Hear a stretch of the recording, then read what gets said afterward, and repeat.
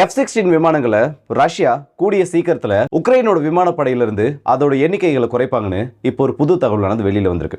இப்படி ஒரு செய்தியை சொல்லியிருக்கிறது ரஷ்ய ஊடகங்களோ உக்ரைனோட ஊடகங்களோ இல்லை வெஸ்டர்ன் மீடியாஸோட எந்த ஒரு ஊடகமோ கிடையாது. யூரோப்பியன் கமாண்டோட முக்கியமான ஜெனரல் ஒருத்தர், அந்த ஹெட்னு கூட சொல்லலாம், அவர்கிட்ட இருந்து தான் இந்த மாதிரி ஒரு வார்த்தைகளானது வந்திருக்கு. அது மட்டும் இல்லாமல் ஒரு 4 ஏர்பேஸை வரப்போற காலங்களில் ரஷ்யா உக்ரைனுக்குள்ள வச்சு டார்கெட் பண்ணுவாங்கன்னு அதோட லிஸ்டையும் வெளியிட்டிருக்காங்க. ஸோ இதை பற்றி தான் இந்த ஒரு பதிவில் பார்க்க போகிறோம். வாங்க வீடியோக்குள்ள போயிடலாம். நான் உங்கள் ஆக்கி தாம்பிக்ஷனும் டிபி ட்ரெண்டிங்ஸ்.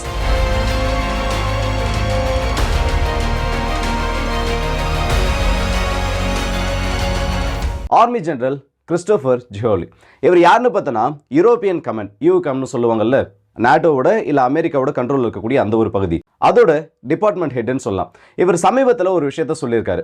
இந்த F-16 பொறுத்த வரைக்கும் உக்ரைனுக்குள்ள இவங்களோட அரைவல் வந்ததுக்கு அப்புறமா ரஷ்யாவுக்கு எதிராக இவங்க செய்யக்கூடிய அந்த சம்பவங்கள் இல்லை ரஷ்யாவுக்கு எதிராக இவங்க செய்யக்கூடிய அந்த வேலைகள்ன்றது ரொம்பவே அதிகமாக இருக்கு. அதுலேயும் குறிப்பிட்டு சொல்லணும்னா இந்த இன்டர்செப்ஷனுக்காக F-16 உக்ரைன் பயன்படுத்தக்கூடிய விதம்ன்றது 80% அதிகமாக அவங்களுக்கான சக்சஸ் ரேட்டை கொடுத்துருக்கு.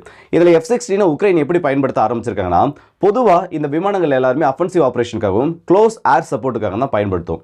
ஆனால் அப்படி பார்த்தோன்னா இன்னைக்கு இருக்கக்கூடிய நிலைமையில குறைஞ்சபட்சம் ரஷ்ய விமானப்படைக்கு எதிராக உக்ரைன் இந்த F-16 ப்ராப்பராக பயன்படுத்தினா ஒரு 220 இருந்து 250 விமானங்கள் வரைக்கும் தேவைப்படும்ன்றது வெளியில தெரிஞ்ச கணக்கு. ஸோ இது வரைக்கும் உக்ரைனுக்கு எவ்வளவு விமானங்கள் வந்திருக்குன்னு பார்த்தோன்னா ஒரு 18 இருந்து 20 விமானங்கள் வரைக்கும் பெல்ஜியம், நார்வே, பின்லாந்து இந்த மாதிரி நாடுகள் கிட்ட இருந்து டொனேஷன் மூலயமா வந்திருக்கு. இன்னும் நிறைய நாடுகள் கொடுக்கறதா சொல்லியிருக்காங்க.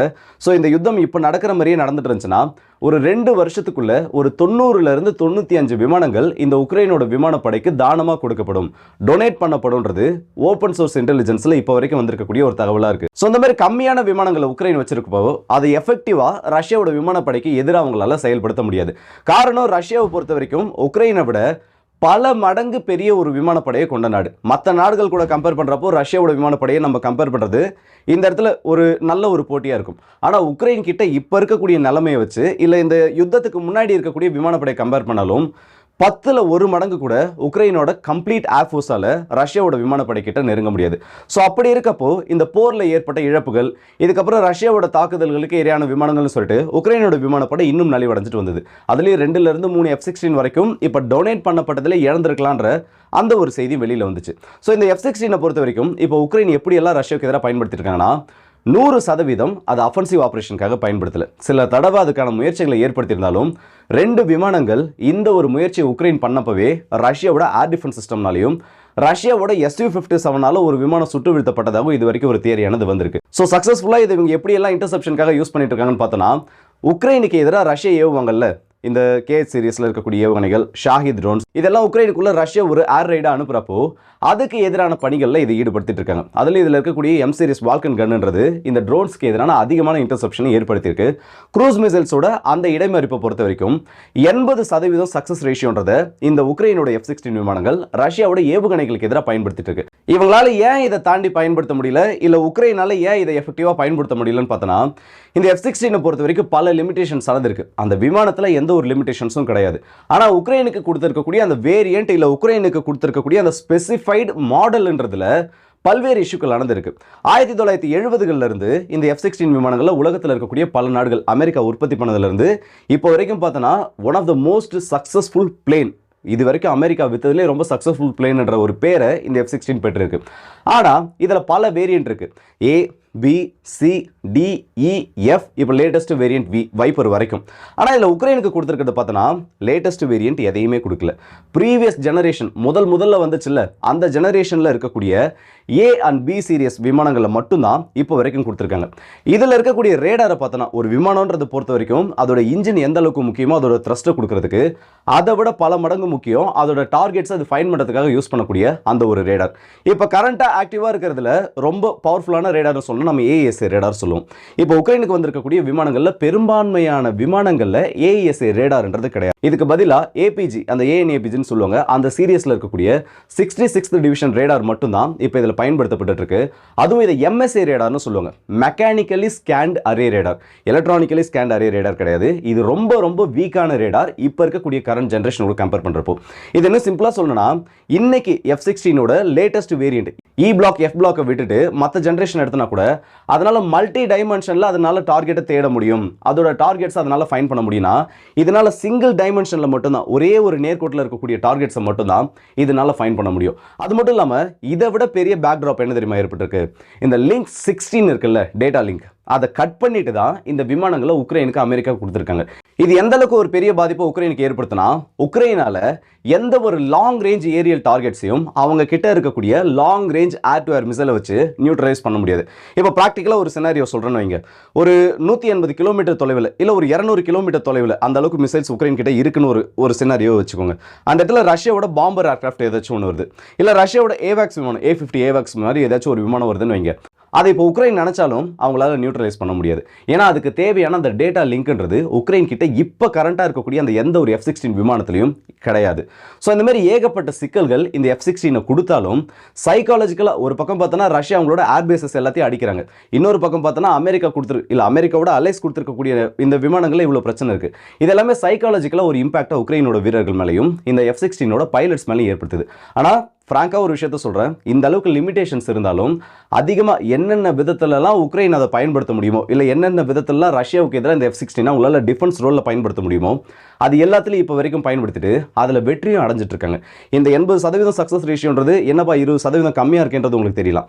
ஆனால் டிஃபென்சிவ் போஸ்டரில் இந்த அளவுக்கு ரொம்ப அட்வான்ஸ்டு ஜெட் இல்லாமல் பழைய காலத்து ஜெட்ஸை வச்சுட்டு இப்போ வரைக்கும் உக்ரைன் அதை ஹோல்ட் பண்ணிட்டு இருக்காங்கன்னா இது உண்மையிலேயே ரொம்ப ஒரு பெரிய விஷயம். அது மட்டும் இல்லாமல் இந்த AM சீரியஸில் இருக்கக்கூடிய மிசைல்ஸை அவங்க கொண்டு போயிட்டு அவங்களோட மற்ற விமானங்கள் MiG-29 பொருத்தணும்னு சொல்கிறப்பவும் நிறைய பிரச்சனைகள் இதில் ஏற்பட்டுச்சு. ஸோ இதுக்கப்புறம் இவர் என்ன ஒரு முக்கியமான விஷயத்த சொல்லியிருக்காருன்னா, அடுத்து கண்டிப்பாக ரஷ்யா இதோட பேசஸை தான் டார்கெட் பண்ணுவாங்க.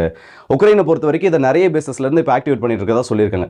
ஆனால் வெளியில் இருக்கக்கூடிய ஸ்பெகுலேஷன்ஸ், இந்த யூகங்கள்னு சொல்லுவாங்கல்ல, அப்படி பார்த்தோன்னா கடைசியாக கன்ஸ்ட்ரக்ஷன் அப்டேட் பண்ணது, இதோட ரன்வே எக்ஸ்டெண்ட் பண்ணி கட்டதுன்னு சொல்லிட்டு டாப் 4 பேசஸ் இருக்குது. இந்த 4 ஏர்பேஸ் எதுன்னு பார்த்தோன்னா கெமின்ஸ்கே ஓப்லாஸ்டில் இருக்க ஸ்டாட்டோகஸ்டன்டேவி ஏர்பேஸ், இதுக்கு அடுத்தபடியாக பார்த்தோன்னா போல்டாவா ஓப்லாஸ்டில் இருக்கக்கூடிய மிர்ஹரோட் ஏர்பேஸ், மூணாவதாக இருக்கக்கூடியது சதர்ன் உக்ரைனில் இல்லைனா மிக்கோலோவ் ரீஜனில் இருக்கக்கூடிய வாஸ்னசென்ஸ்க் ஏர்பேஸ், நான்காவதாக இருக்கக்கூடியது ஜைத்தோமெர் ஓப்லாஸ்டில் இருக்கக்கூடிய ஒசன் ஏர்பேஸ்.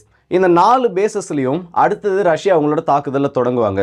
ஏன்னா இப்போ வரைக்கும் உலகத்தில் இருக்கக்கூடிய அத்தனை நபர்களுக்கும் இல்லைனா இந்த ரஷ்யா உக்ரைன் போல தொடர்ந்து ஃபாலோ பண்ணக்கூடிய அத்தனை நபர்களுக்கும் இருக்கக்கூடியது ஒரே ஒரு கேள்வி மட்டும்தான். இப்போ உக்ரைன் மாதிரி ஒரு நாடு கூட அமெரிக்கா மாதிரி இல்லை வேறு ஏதாச்சும் ஒரு நாட்டுக்கு பிரச்சனை ஏற்பட்டுருச்சுன்னா அங்கே இருக்கக்கூடிய அத்தனை ஏர்பேசஸையும் அடிச்சிருப்பாங்க. அப்படி இல்லையா, முக்கியமாக எந்தெந்த ஏர்பேசஸ் எல்லாம் இந்த கன்ஸ்ட்ரக்ஷன் ஆக்டிவிட்டியானது போயிட்டு இருக்கும், எந்தெந்த பேஸ் எல்லாம் இந்த விமானங்களை வந்து அந்த ஹவுசிங் பண்ணலான்னு சொல்லிட்டு அந்த ஒரு சந்தேகம் ஏற்படுதோ எல்லா பேஸையும் அடிச்சிருப்பாங்க. ஆனால் இப்போ வரைக்கும் ரஷ்யா எந்த ஒரு ஏர்பேஸையும் கம்ப்ளீட் டெஸ்ட்ரக்ஷன்றதுக்குள்ளே கொண்டு வரல.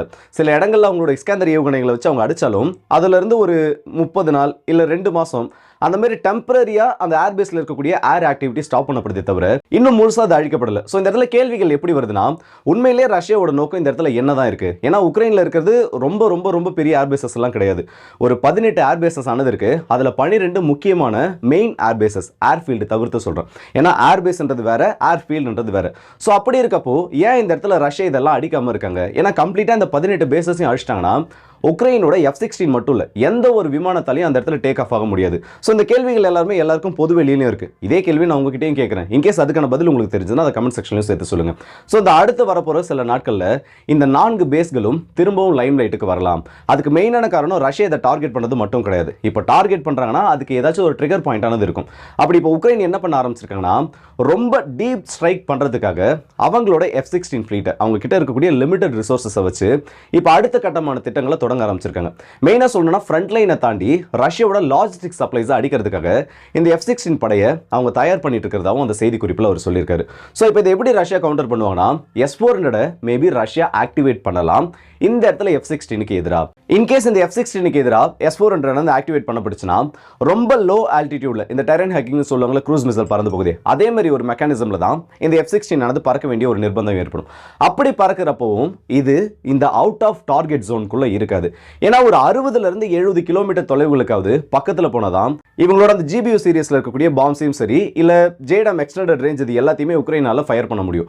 அப்படி பார்க்குறப்போ இந்த இடத்துல S-400க்கு ஷீல்டு கொடுக்குற மாதிரி பக் ஏர் டிஃபென்ஸ் சிஸ்டம் இல்ல இவங்களோட இன்னொரு முக்கியமான பன்சீர் அமைப்புகளை ரஷ்யா பயன்படுத்தினாங்கன்னா இந்த ஒரு லேக் இருக்குல்ல, S-400ஓட ரேஞ்சை விட்டு ரொம்ப லோ ஆல்டிடியூட்ல பறக்கக்கூடிய விமானங்கள், அதை ரஷ்யாவில் டார்கெட் பண்ண முடியும். ஸோ வரப்போற நாட்களில் இது எல்லாமே ஹீட் அப் ஆக போகுது. இன்னும் சொல்லணும்னா ரொம்பவே இன்ட்ரெஸ்டிங்கான விஷயங்களா இது பார்க்கப்பட போகுது. ஏன்னா ஆல்ரெடி MiG-29 வகை விமானங்களை அஃபிஷியலாக இந்த S-400கள் சுட்டு வீழ்த்தின கதையெல்லாம் இருக்குது. ஸோ இன்கேஸ் F-16க்கு எதிராக ஒரு மேட்ச் அப் இந்த இடத்துல ஏற்படுச்சுன்னா அது எந்த மாதிரி முடிவுகளை கொண்டு வருன்றதை நம்ம பொறுத்திருந்து தான் பார்க்கணும். ஸோ இந்த வீடியோ பற்றி உங்களோட கருத்துக்களை கமெண்ட் செக்ஷனில் சொல்லுங்கள். அடுத்த வீடியோ சந்திப்போம். அது வரைக்கும் வந்து முடிப்பது உங்கள் எல்லாருக்கும்